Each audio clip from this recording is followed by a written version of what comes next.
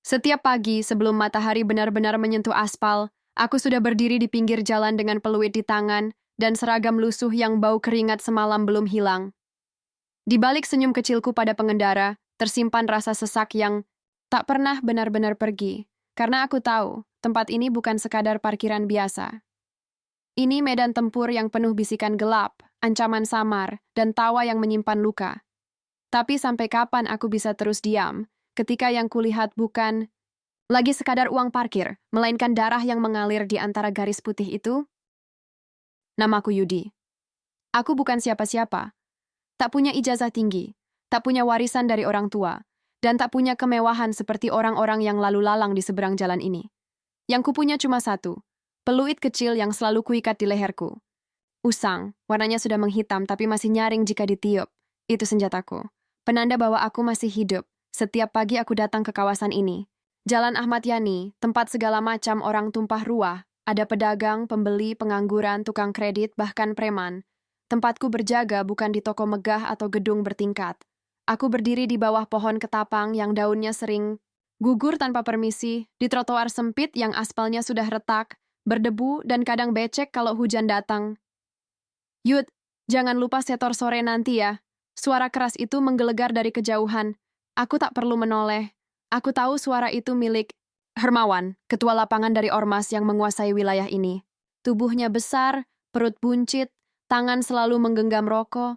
Kalau bicara, nadanya seperti gertakan. Tak perlu marah untuk membuat orang takut. Iya bang, aman, jawabku singkat, sambil tetap mengatur kendaraan yang mulai menumpuk di sisi jalan. Setor, kata itu lebih sering kudengar daripada kata makan.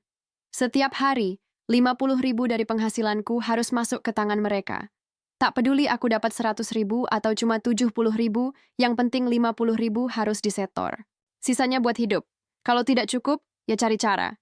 Pinjam, ngutang, atau puasa. Pernah suatu waktu aku terlambat setor karena anak kosanku sakit. Aku harus beli obat, dan uangku tak cukup kalau harus setor juga. Waktu itu Hermawan datang sendiri, malam-malam memakiku habis-habisan, lalu menjambak kerah bajuku. Gue nggak peduli lu hidup atau mati, tapi duit ormas nggak boleh telat. Paham? Aku mengangguk sambil menahan marah. Tapi apalah daya, aku hanya juru parkir. Setiap pagi adalah perang kecil, perang melawan kantuk, panas, pengendara yang ogah. Bayar, dan kadang makian dari orang yang merasa bayar parkir adalah hal hina. Ada yang bilang aku cuma pemalak berseragam. Ada yang lempar recehan sambil meludah ke tanah. Aku pernah berpikir untuk berhenti. Tapi mau kemana? Di kota sebesar ini, ijazah SMP tak membawaku kemana-mana. Pernah coba kerja di gudang, tapi waktu tahu aku bekas narapidana karena kasus tawuran, langsung ditolak. Itu sudah bertahun lalu, tapi capnya tak pernah hilang. Sekarang, peluit inilah nafasku. Tiap kali aku meniupnya seolah aku berkata pada dunia, aku masih di sini, aku masih bertahan. Tapi tidak semua hari buruk. Kadang ada seorang ibu paruh baya yang selalu memberiku nasi bungkus sisa jualannya. Katanya, daripada dibuang, lebih baik kamu makan, nak. Kadang ada juga pengemudi ojek yang rela berbagi rokok. Hal-hal kecil. Itu membuatku tetap waras. Namun, di balik semua itu, ada luka yang tak pernah sembuh. Luka karena tahu bahwa hidupku dikendalikan orang-orang yang tak pantas mengendalikan apapun. Sistem ini rusak.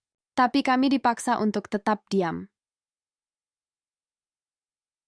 Malam itu, aku duduk bersandar di trotoar sambil menatap lampu kota yang temaram. Di seberang jalan, kulihat anak-anak muda nongkrong sambil tertawa. Dunia mereka tampak ringan, tak ada peluit di leher mereka. Tak ada bayang Hermawan, tak ada kekhawatiran soal uang setor atau pukulan tiba-tiba. Aku menggenggam peluitku. Apa aku akan begini terus? Gumamku pelan.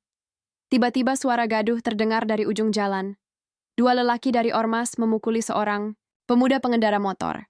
Aku tak tahu apa salahnya. Mungkin karena parkir sembarangan, mungkin karena tak mau bayar. Tapi yang ku tahu wajahnya bersimbah darah sebelum sempat menjelaskan apapun. Orang-orang menonton. Ada yang merekam, tapi tak ada yang membantu. Aku berdiri kaku. Ingin maju, tapi kakiku berat. Hermawan ikut datang. Ia menendang tubuh pemuda, itu lalu tertawa. Ini biar kapok. Biar yang lain tahu siapa yang kuasai jalan ini. Aku gemetar. Dadaku sesak. Dunia ini makin gelap. Aku tak bisa menahannya lagi. Malam itu aku pulang dengan perasaan campur aduk. Di tangan kananku masih kugenggam peluit yang dingin. Tapi untuk pertama kalinya, aku merasa peluit ini tak lagi cukup. Bukan lagi soal parkir, bukan soal uang setor, ini soal harga diri, dan aku bersumpah dalam hati. Suatu hari, aku akan meniup peluit ini bukan untuk mengatur kendaraan, tapi untuk memanggil kebenaran. Sudah hampir 3 tahun aku menjadi juru parkir di kawasan ini. Awalnya kupikir ini hanya pekerjaan sementara. Sebuah batu loncatan, sampai kini. Aku menemukan sesuatu yang lebih layak. Tapi kenyataan tak pernah seindah rencana. Setiap sudut jalan, setiap toko yang buka, dan setiap motor yang parkir, semuanya sudah ditandai. Tidak ada yang benar-benar bebas di sini. Bahkan sekadar berdiri di trotoar pun, kalau bukan orang dalam, bisa dianggap pelanggaran. Yang mengatur semua ini adalah ormas. Namanya Gerak Putih, tapi tingkahnya lebih hitam dari aspal tempatku berdiri. Setiap hari. Di depan masyarakat, mereka mengaku membantu menjaga keamanan. Tapi di balik itu, mereka adalah mesin pemeras yang halus sekaligus kejam. Setiap tukang parkir, tukang gorengan, penjual es, hingga pengamen, semua harus menyetor. Kami seolah hidup di negara kecil yang tak terlihat oleh hukum. Aku masih ingat pertemuan pertamaku dengan Hermawan. Saat itu aku baru 2 minggu bekerja. Ada seorang pemuda bernama Kiki yang mengajakku gabung, katanya. Daripada nganggur, mending jagain motor. Lumayan, sehari bisa dapat 100 ribuan kalau rame. Awalnya tampak mudah. Bantu orang parkir, tiup peluit, dapat uang.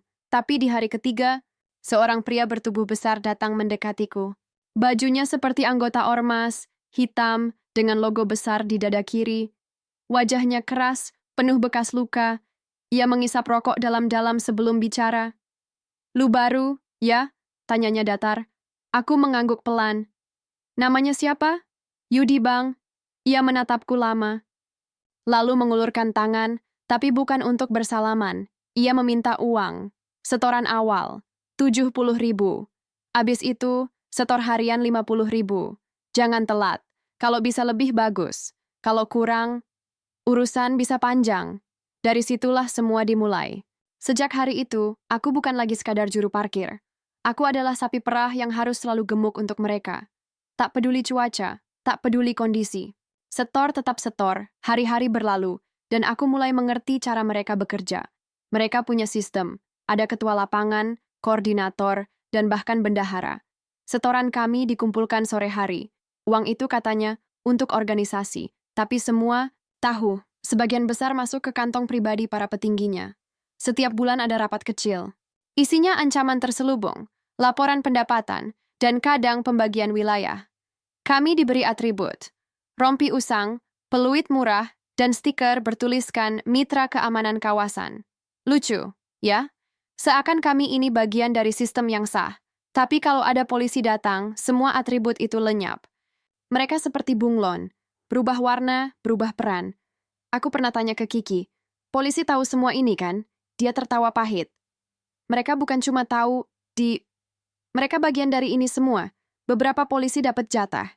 Ada yang tutup mata karena takut. Ada juga yang numpang untung. Gak semua, tapi cukup banyak untuk bikin sistem ini gak pernah berubah. Pernah suatu malam, aku ikut mengantar uang setoran ke markas kecil mereka. Sebuah ruko kosong di ujung jalan. Di sana, kulihat tumpukan. Uang dalam kotak plastik. Banyak sekali.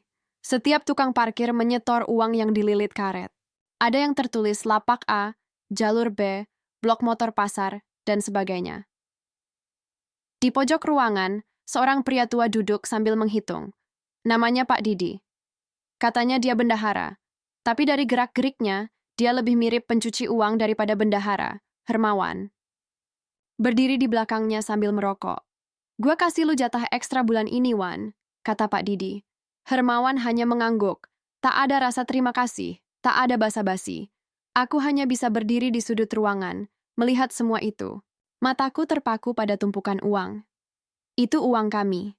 Uang dari hasil keringat, kadang dari hujan, kadang dari teriakan pelanggan yang marah. Tapi semuanya lenyap di tangan mereka, seolah-olah kami hanya buruh dalam ladang yang tak pernah bisa kami panen. Aku sering mendengar cerita tentang orang-orang yang mencoba melawan. Ada yang menolak setor, ada yang melapor ke polisi, tapi semuanya hilang. Satu orang bernama Deden, tukang parkir senior di jalan samping pasar, pernah menolak bayar karena anaknya sakit parah. 2 hari kemudian ia ditemukan di selokan, babak belur. Tidak ada pelakunya, tidak ada saksi. Polisi hanya menulis, korban terpeleset. Di dunia kami, keadilan bukan cuma langka. Ia nyaris mitos. Tapi meski semua terasa suram, selalu ada suara kecil dalam hatiku yang menolak tunduk sepenuhnya. Aku tahu ini salah. Aku tahu ini tidak benar.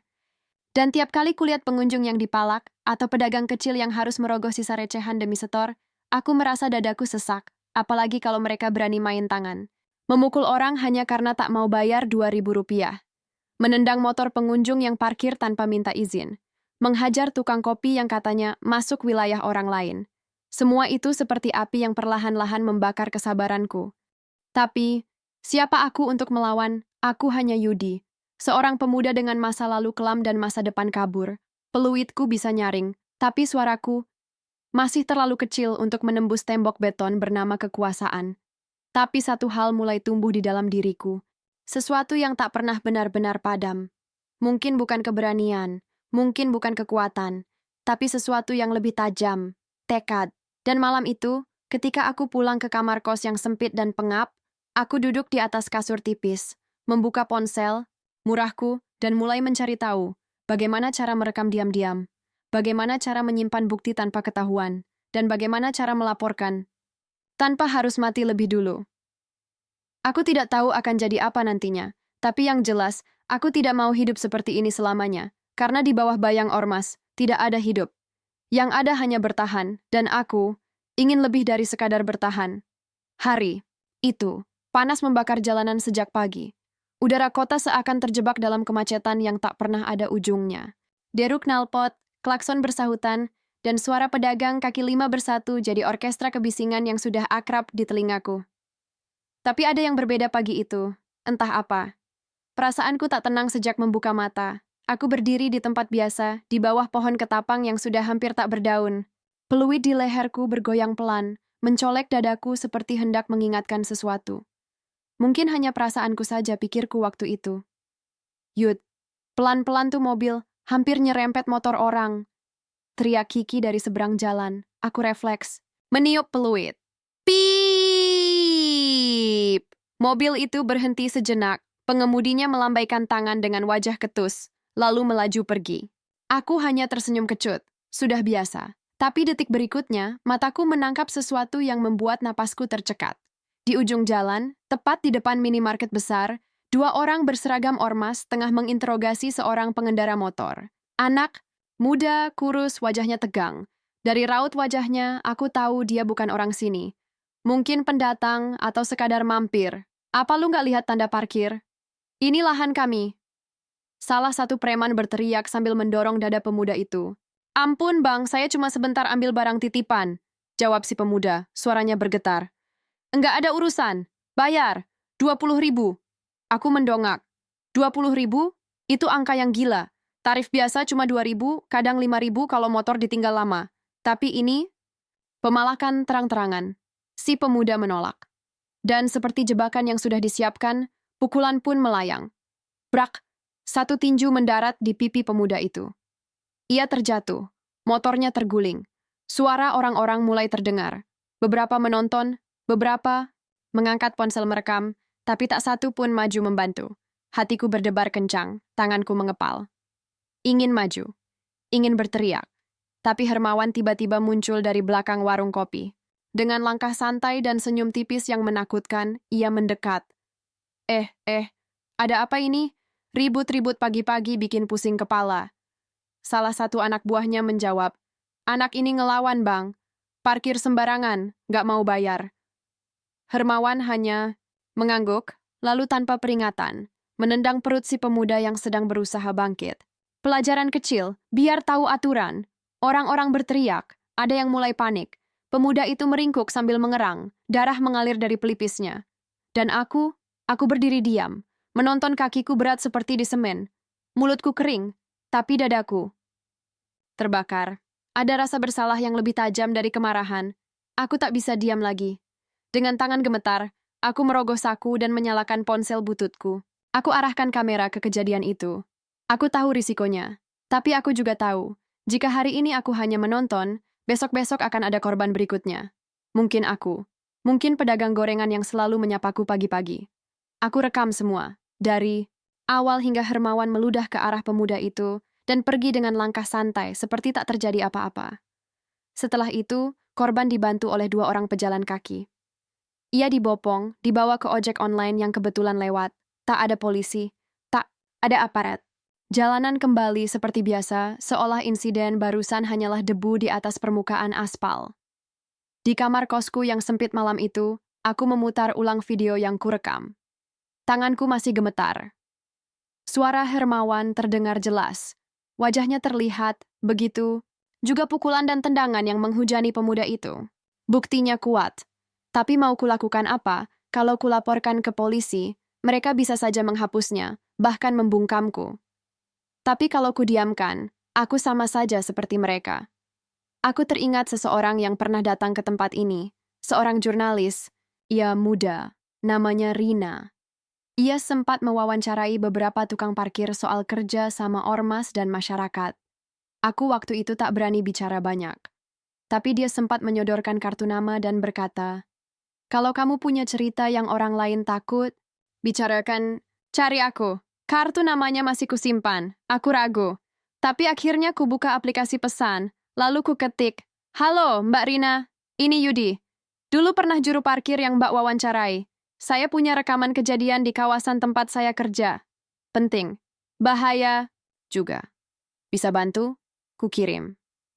1 menit, 5 menit, tidak ada balasan. Aku mulai berpikir untuk menghapus pesan itu. Tapi tepat saat jari telunjukku menyentuh layar, drrrt, balasan masuk. 'Hai Mas Yudi, saya ingat kirimkan videonya. Hati-hati ya, jangan sampai ketahuan. Saya akan pastikan ini ditangani serius.' Dadaku berdegup cepat, aku kirim video itu, lalu kucabut kartu SIM-ku, matikan ponsel, dan sembunyikan di bawah kasur. Aku tak tahu akan terjadi apa besok. Mungkin mereka tahu, mungkin mereka akan mencariku. Tapi malam itu, untuk pertama kalinya dalam hidupku, aku merasa meniup peluit bukan sekadar untuk atur parkir. Peluit itu kini adalah suara perlawanan, dan perlawanan sudah dimulai. Hari-hari setelah rekaman itu menjadi neraka kecil bagiku. Setiap langkah terasa diawasi, setiap suara langkah sepatu terdengar lebih berat dari biasanya. Aku tak tahu apakah itu nyata, atau hanya permainan pikiranku sendiri. Namun, satu hal pasti, aku tak bisa mundur. Mbak Rina belum memberi kabar lebih lanjut sejak aku mengirimkan video itu. Tapi aku percaya ia bekerja dengan hati-hati. Tidak seperti wartawan televisi yang datang hanya untuk sensasi, Rina benar-benar menyimak. Aku bisa lihat dari cara matanya menatap saat mendengarkan dulu. Bukan hanya ingin tahu, tapi ingin mengerti. Pagi itu, saat aku baru saja menggantungkan rompi lusuh ke tubuhku dan mengikat peluit di leher, Kiki menepuk pundakku dari belakang. "Yud, dengar-dengar semalam ada yang masuk rumah Pak Didi," bisiknya. Aku menoleh cepat. "Maksudnya, masuk gimana?" "Ya, gitu. Katanya nyari berkas setoran. Tapi nggak ada yang hilang. Cuman berantakan doang. Hermawan sekarang kayak setan. Ngebentak semua orang. Jantungku mencelus. Apa ini ada hubungannya denganku? Apa videonya sudah bocor? Atau mungkin bukan hanya aku yang geram selama ini?" Di saat seperti itu, ketakutan datang dari segala arah, dan satu-satunya pelindungku hanyalah niat baik. Tapi niat saja tak cukup untuk membuatku selamat. Aku mulai sadar, perjuangan ini tak bisa kutanggung sendirian. Sore hari, setelah setoran harian, aku menyelinap ke belakang warung kosong yang jarang dipakai. Tempat ini biasanya jadi tempat nongkrong diam-diam, tapi kali ini aku datang dengan tujuan lain. Di sana, duduk seseorang yang tak pernah kuduga akan kutemui lagi. Seno tubuhnya masih kurus tinggi seperti dulu, tapi wajahnya jauh lebih keras. Kulitnya menghitam, matanya cekung, dan ada bekas luka panjang di alis kirinya. Ia memegang sebatang rokok yang hampir habis. "Seno?" Suaraku keluar seperti bisikan. Ia menoleh, matanya melebar sejenak. "Yudi?" Aku melangkah mendekat. Kami saling menatap dalam diam, seperti 2 orang asing yang punya sejarah panjang. Karena memang benar, kami dulu sahabat dekat, dari kecil. Tapi Seno menghilang bertahun-tahun lalu setelah keluarganya bangkrut dan ia terjerat utang karena pinjaman rentenir. Apa lo bagian dari mereka? Tanyaku pelan, ia tak langsung menjawab, hanya menghela napas panjang, lalu menunduk. Aku nggak punya pilihan, Yud. Aku masuk waktu aku nggak punya tempat tinggal. Mereka nawarin kerjaan, tempat tidur, dan makan. Nggak semua dari kita masuk karena tamak. Kadang karena terpaksa. Aku menatapnya lama, antara marah, kasihan, dan bingung. Seno, yang dulu selalu bilang ingin jadi guru, sekarang menjadi salah satu bagian dari jaringan yang kulawan. Tapi lu tahu ini salah, kan? Tanyaku lagi. Seno mengangguk pelan.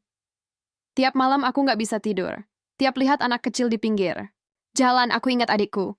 Dia yang dulu selalu bilang, jangan jadi pengecut. Tapi lihat aku sekarang. Gue rekam kejadian kemarin. Kataku tiba-tiba memotong pengakuannya. Matanya melebar. Ia langsung menatap ke sekeliling lalu mendekat. Lo gila? Kalau ketahuan, lo bisa dihabisin. Gue tahu. Tapi kalau nggak ada yang mulai, sampai kapan kita hidup kayak begini? Seno diam, lalu berkata lirih, ada orang dalam. Gue nggak tahu siapa. Tapi mereka curiga video udah sampai ke wartawan. Pak Didi udah dapat instruksi dari pejabat yang biasa bantu nutupin. Katanya, kalau ada tikus, harus dibasmi sebelum nyebar penyakit. Aku meringis. Aku adalah tikus. Itu. Hari-hari setelahnya berjalan seperti meniti tali di atas jurang. Hermawan makin brutal. Ia datang tiap hari, memeriksa lapak, mencurigai siapa saja. Ia bahkan menggeledah beberapa tempat kerja tukang parkir dengan dalih cek izin. Tapi aku tetap tenang, sebisa mungkin. Sampai akhirnya, kabar itu datang. Sore. Itu, saat langit mulai memerah dan sebagian besar pengunjung sudah pulang, ponselku berbunyi. Nomor tak dikenal, aku angkat dengan cepat. Mas Yudi? Suara perempuan terdengar. Ya, ini saya. Saya Rina. Video yang Mas kirimkan, sudah saya verifikasi. Kami sedang koordinasi dengan salah satu LSM anti korupsi dan lembaga advokasi hukum. Kami butuh pertemuan. Tapi harus sangat hati-hati. Aku menarik napas panjang. Apa sekarang mereka tahu? Belum. Tapi, kami juga dapat kabar. Ada orang yang sedang dicari karena diduga menyebar video. Jadi kita harus cepat, sebelum mereka tahu pasti. Di mana kita bisa ketemu? Ada kafe kecil dekat terminal lama, yang ada rak buku tua di dalam. Saya tunggu. Malam ini, jangan bawa siapa-siapa. Aku datang ke sana dengan hati-hati. Di dalam kafe itu, suasananya tenang. Musik lembut mengalun, tak banyak pengunjung. Dan di sudut ruangan, duduk Rina. Dengan laptop terbuka dan map coklat di tangannya, ia tersenyum saat melihatku. Tapi matanya waspada. Mas Yudi, ini bukti penting. Tapi bukan cuma video itu. Kami butuh keterangan lebih lanjut. Struktur, ormas, alur uang, keterlibatan aparat, semua. Aku mengangguk. Saya bisa bantu, tapi, saya nggak bisa biarkan sahabat saya ikut hancur. Dia, bagian dari mereka. Tapi dia juga korban. Rina terdiam, lalu berkata pelan, setiap sistem rusak, pasti ada korban yang juga pelaku.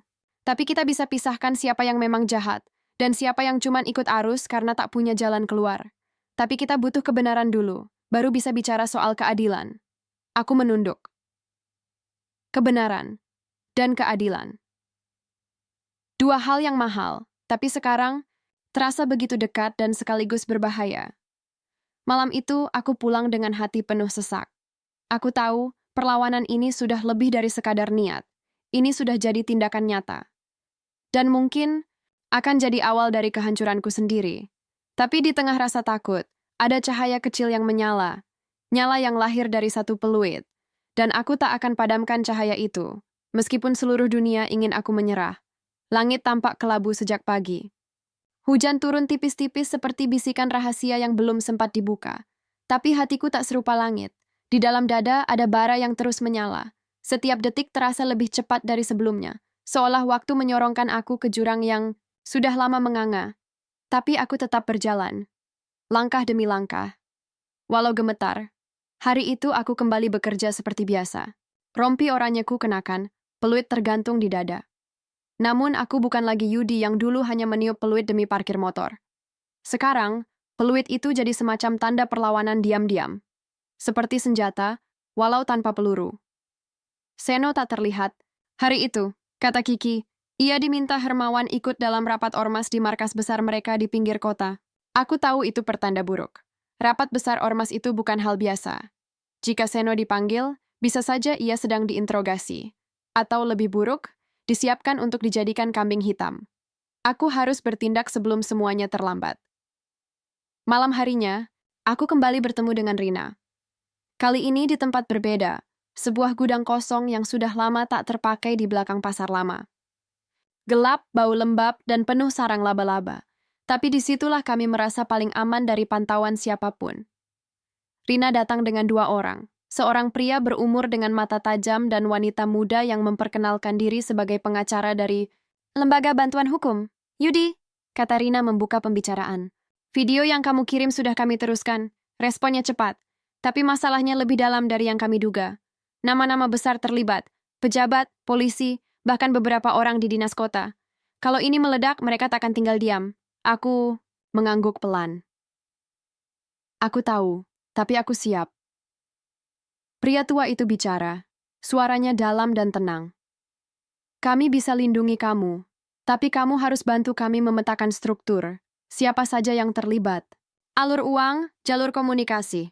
Apa kamu tahu? Aku menarik napas panjang. Saya tahu sebagian. Setiap juru parkir wajib setor tiap malam ke koordinator lapangan. Lalu disetorkan ke Pak Didi, yang ngaku pengurus wilayah Ormas. Tapi saya tahu, uang itu nggak berhenti di dia. Karena kadang, waktu saya bantu hitung, ada yang datang pakai mobil plat merah, ambil amplop. Plat merah? Tanya pengacara muda itu cepat. Aku mengangguk. Sering. Kadang malam, kadang pagi. Mereka nggak ngomong banyak. Tapi semua diam waktu mereka datang. Rina mencatat dengan cepat. Lalu bertanya, apa kamu bisa dapat nama-nama mereka? Aku menatapnya tajam. Bisa, tapi saya butuh waktu dan bantuan. Malam itu aku pulang dengan perasaan campur aduk. Tapi yang paling menyesakan adalah kekhawatiran soal Seno. Aku coba kirim pesan, tapi tak dibalas.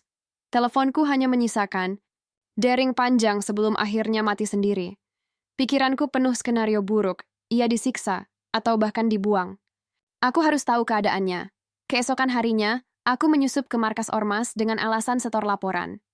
Aku mengenal salah satu penjaga, Tony, yang sering kuberi kopi saat istirahat. Dengan basa-basi dan senyum pura-pura, aku mengulur waktu, berharap bisa lihat wajah Seno, dan disitulah aku lihat dia. Dari sela-sela jendela belakang. Duduk di kursi kayu, tangan terikat, wajah lebam, ada 2 orang mengawasi, hatiku nyaris pecah, aku ingin berteriak.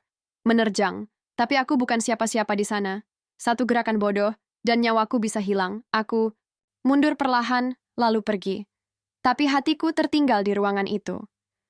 Bersama sahabat lamaku yang kini terperangkap dalam badai yang sama. Malam harinya, aku temui Rina dan timnya. Kali ini, tak ada jeda basa-basi. Seno ditahan, diinterogasi. Mereka curiga dia pembocor informasi. Kita harus bantu dia keluar. Rina menatapku dalam. Kalau kita bergerak terbuka, dia bisa dieksekusi. Tapi kalau kita bisa dapat bukti bahwa dia hanya korban dan bukan penyampai video, kita bisa desak pembebasannya lewat jalur hukum. Aku punya rencana, kataku mantap. Beberapa hari ke depan aku hidup dalam 2 dunia. Di siang hari, aku tetap menjadi juru parkir yang ramah, membantu pengunjung menata motor, menyapa pedagang, dan menyetorkan uang ke koordinator seperti biasa. Tapi di malam hari, aku merekam, mencatat, memotret, mengumpulkan bukti satu demi satu, wajah-wajah yang datang mengambil uang, plat nomor kendaraan, lokasi penyimpanan dokumen, bahkan percakapan rahasia yang sempat kudengar dari balik pintu saat pura-pura tidur di pos parkir. Sampai akhirnya, aku dapat satu dokumen penting, lembar catatan manual, tertulis tangan, daftar setoran lengkap, tanggal, dan inisial nama pejabat. Aku tahu ini kartu as, dan ini juga akan menjadi pengorbanan terakhirku sebagai tukang parkir. Beberapa malam kemudian, kami bertemu lagi di gudang lama. Aku serahkan catatan itu ke Rina. Ia membaca pelan, lalu menatapku penuh, rasa tak percaya. Inisial ini, kalau benar, ini bisa sampai pusat. Aku hanya mengangguk. Badanku gemetar, tapi bukan karena takut, melainkan karena beban. Sekarang, bagaimana dengan Seno? Tanyaku. Pria tua yang sejak tadi diam akhirnya bersuara. Kita sudah siapkan langkah, tapi butuh satu kejutan lagi. Kita perlu gerak serentak. Sekali gebrak, semua harus terbuka. Kalau tidak, akan ada yang tumbang. Mungkin sahabatmu, mungkin kamu, Aku menatap mereka satu persatu. Kemudian berkata, kalau begitu kita siap-siap membakar semak berduri ini dan melihat ular-ular keluar dari sarangnya. Dan malam itu kami sepakat. Malam berikutnya, perang akan dimulai. Malam itu dingin menusuk. Angin berembus membawa bau lembab dari got-got tua di sekitaran kawasan pasar. Tapi dalam tubuhku, darah mendidih. Panas. Siap mendobrak tembok ketakutan yang selama ini membelenggu. Kami sudah sepakat. Malam ini adalah malam penentuan. Pukul 8 lewat sedikit, aku berdiri di belakang lapak sayur yang sudah tutup. Dari celah kain penutup, aku mengintip markas ormas itu. Tempat yang selama ini menjadi sarang para pengecut berseragam. Lampunya menyala terang. Beberapa motor terparkir rapi, lengkap dengan logo ormas besar yang jadi tameng untuk kejahatan. Dari earphone kecil di telingaku, suara Rina terdengar. Kami sudah siapkan tim. Tim LSM dan wartawan akan mengawasi dari kejauhan. Pengacara sudah kontak polisi bersih yang kita percaya. Tapi kamu harus tetap hati-hati. Jangan masuk terlalu dalam. Aku hanya menjawab dengan tarikan napas. Malam ini bukan hanya soal keberanian, tapi tentang nasib banyak orang yang tak berani bersuara. Tentang Seno, tentang aku sendiri, dan mungkin tentang harga sebuah kebenaran. Tepat pukul 9, aku melangkah mendekati markas. Alasan yang kupakai cukup sederhana. Aku hendak menyerahkan dokumen setoran tambahan karena laporan hari sebelumnya kurang lengkap. Mereka percaya. Mereka tidak curiga. Karena mereka tahu aku selama ini diam, tunduk. Namun malam ini, aku berbeda. Di dalam saku jaket lusuhku ada alat perekam kecil yang terus menyala. Setiap kata, setiap suara akan direkam dan dikirim otomatis ke Rina jika aku tak kembali dalam 2 jam. Di dalam markas, Hermawan duduk seperti biasa. Dengan rokok menyala di bibir dan tatapan dingin penuh curiga. Yud, malam-malam begini nyari mati lu?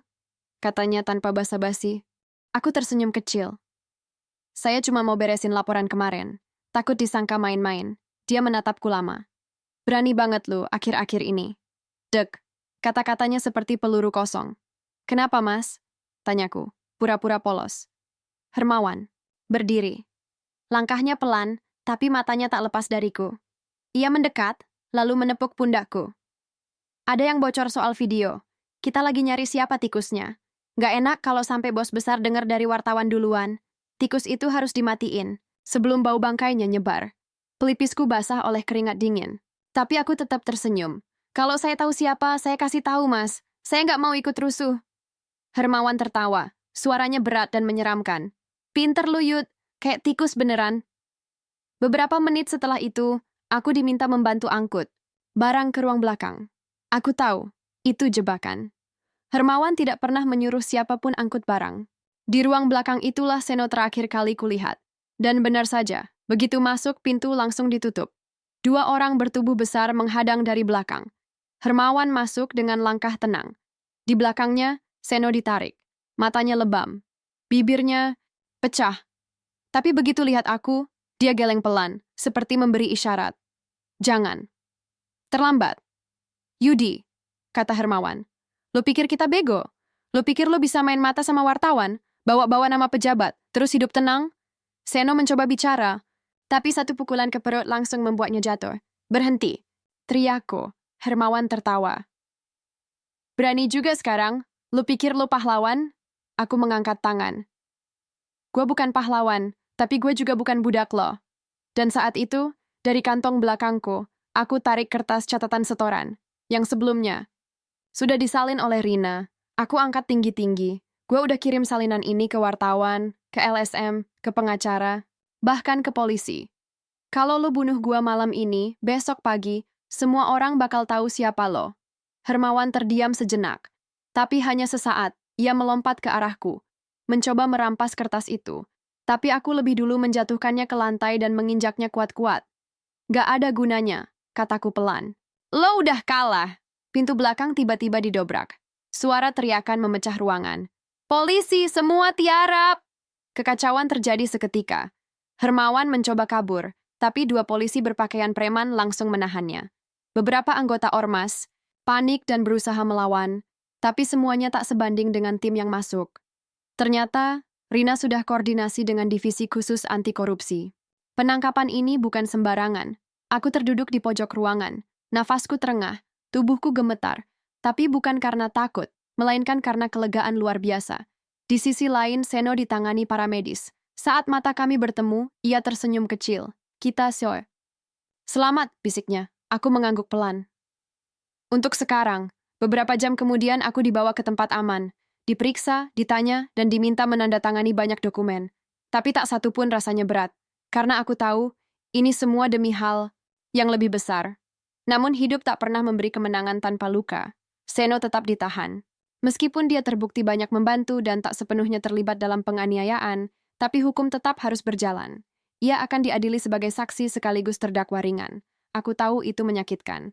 Tapi mungkin, itu harga yang harus dibayar. Rina menepuk bahuku saat kami duduk di luar kantor LSM, 2 hari setelah penangkapan besar itu. Kamu tahu, katanya pelan, jarang sekali kami temukan keberanian seperti kamu. Orang kecil yang melawan sistem besar. Aku hanya tersenyum. Saya bukan siapa-siapa, Mbak. Cuma tukang parkir yang muak. Rina tertawa kecil. Mungkin. Tapi kamu juga yang menyalakan bara pertama. Aku menatap langit. Malam itu bintang. Terlihat jelas. Untuk pertama kalinya setelah sekian lama, aku merasa bebas. Walau hanya sebentar. Namun aku tahu, pertempuran belum selesai. Karena di balik setiap sistem rusak, selalu ada bayangan lain yang menunggu celah. Dan bara itu belum sepenuhnya padam. 2 minggu setelah penangkapan itu, suasana kawasan parkir, tempatku biasa bekerja berubah total. Pos kecil yang dulu selalu dipenuhi suara bercanda para juru parkir kini sepi. Banyak dari mereka menghilang. Ada yang pindah kerja, ada yang mungkin ikut kabur bersama Hermawan dan antek-anteknya yang belum tertangkap. Bahkan beberapa pos parkir ditutup oleh pemerintah kota. Alasannya, penertiban. Tapi semua tahu penyebabnya adalah pecahnya kasus ormas yang mengguncang kota. Aku masih datang setiap hari. Bukan untuk bekerja, tapi karena tempat ini seperti saksi bisu perjalananku. Disinilah semuanya dimulai. Dari peluit pertama sampai bara perlawanan itu menyala. Namun di balik semua itu, satu hal yang terus menggangguku. Seno, sahabat masa kecilku itu, masih ditahan. Walau ia dianggap kooperatif, status hukumnya belum jelas. Dan semakin banyak tekanan dari pihak-pihak tertentu, semakin kabur pula nasibnya. Hari itu aku dipanggil ke kantor LSM oleh Rina. Ia tampak lebih tegang dari biasanya. Matanya merah, dan ia seperti menahan sesuatu. Yudi, katanya pelan sambil menyodorkan map coklat. Kami baru terima berkas ini dari pengacara Seno. Ada perkembangan baru. Aku membuka map itu perlahan. Di dalamnya, dokumen pengakuan. Tertulis tangan dengan tanda tangan Seno di bawahnya. Isinya membuatku gemetar. Seno mengakui bahwa dirinya yang menyebarkan video kekerasan itu ke Rina, bukan aku.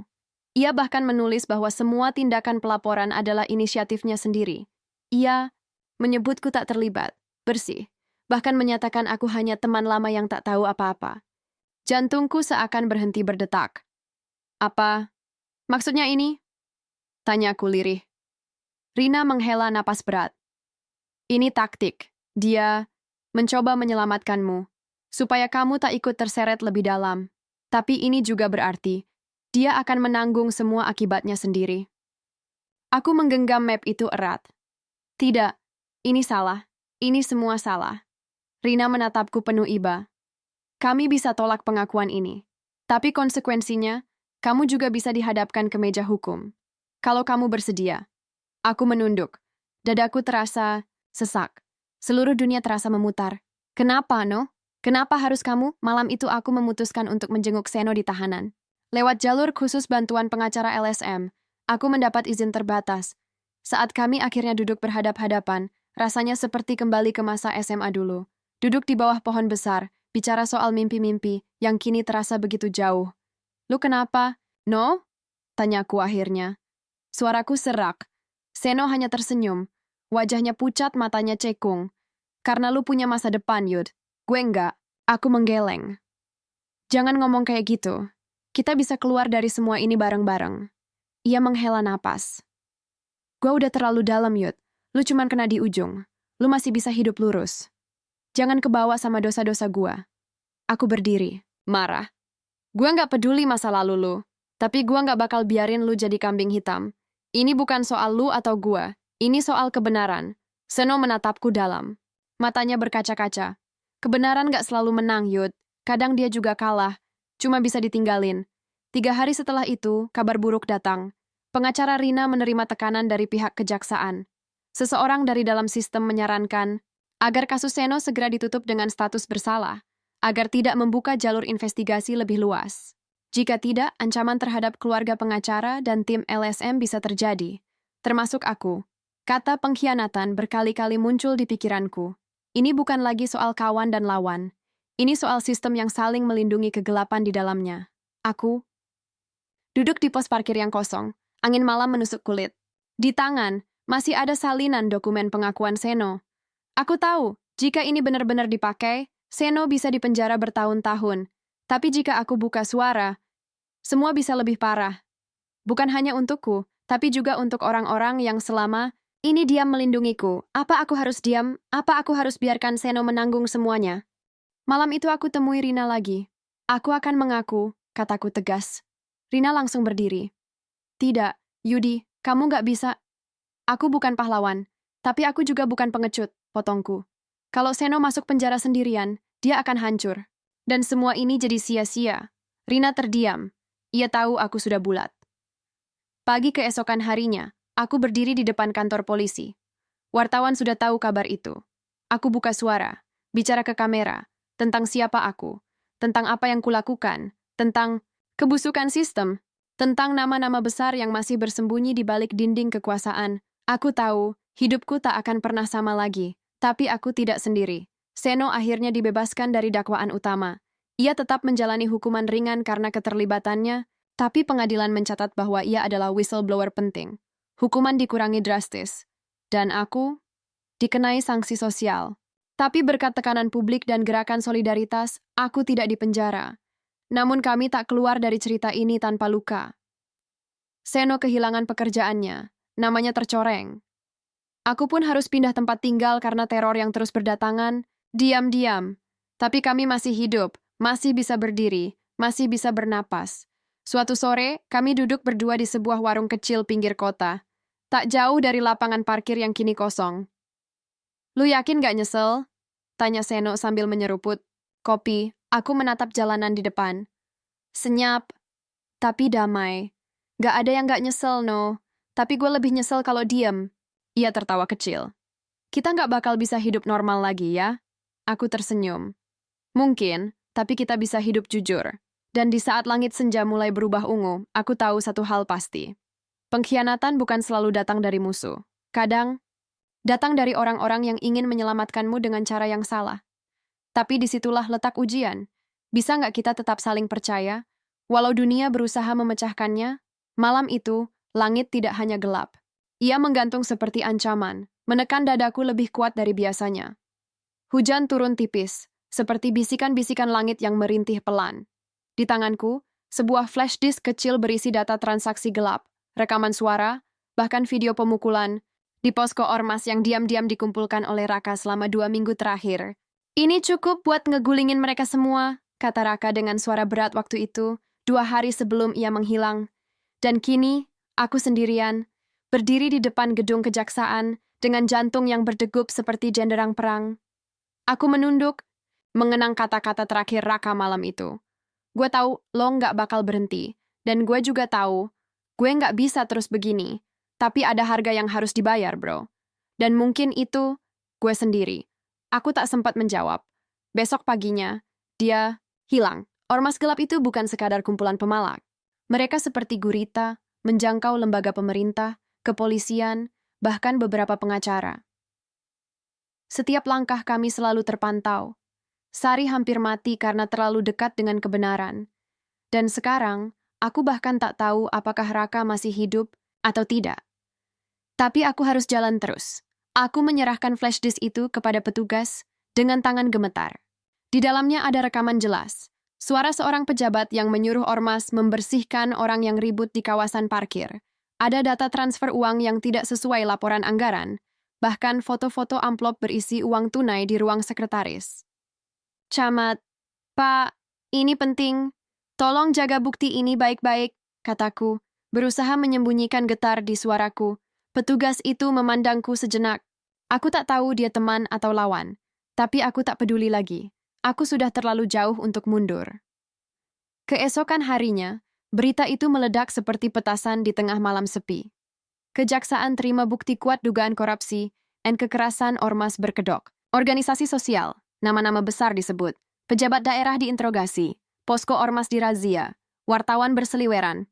Aku dan Sari hanya bisa menyaksikan dari kejauhan, tak berani muncul di depan kamera. Namun, kabar yang paling menusuk datang di sore yang sama. Sebuah pesan dari nomor tak dikenal masuk ke ponselku.